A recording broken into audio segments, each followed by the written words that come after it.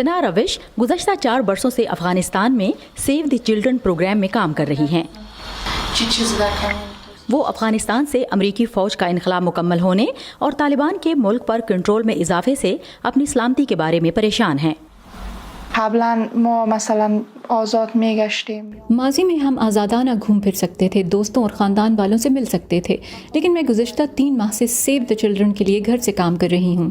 ہمیں بلا واسطہ اور بالواسطہ ہر طرح سے خطرے کا سامنا ہے۔ مستقیم و غیر مستقیم یک تهدیدهایی است که مواجه ما میشن۔ پیر کی روز واشنگٹن نے ان افغان شہریوں کے لیے امریکہ میں آبادکاری کے ایک نئے پروگرام کا اعلان کیا جنہیں افغانستان میں امریکی مالی اعانت سے چلنے والے پروجیکٹس کے ساتھ کام کی وجہ سے خطرے کا سامنا ہو سکتا ہے۔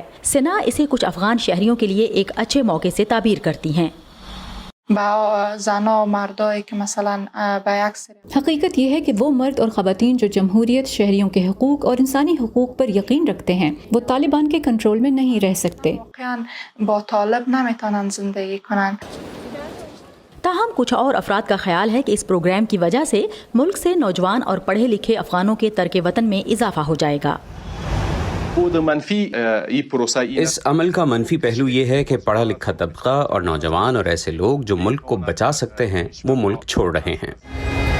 بعض افغان شہریوں کا خیال ہے کہ صرف پائیدار امن سے ہی اس برین ڈرین کو روکا جا سکتا ہے۔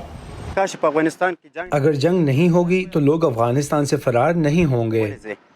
حالیہ مہینوں میں افغانستان میں ٹارگٹ کلنگ اور شہریوں بالخصوص انسانی حقوق کے کارکنوں کے قتل میں اضافہ ہوا ہے۔ اقوام متحدہ کا کہنا ہے کہ رواں سال کے پہلے 6 ماہ میں 400 سے زائد افراد ٹارگٹ کلنگ میں ہلاک ہوئے ہیں۔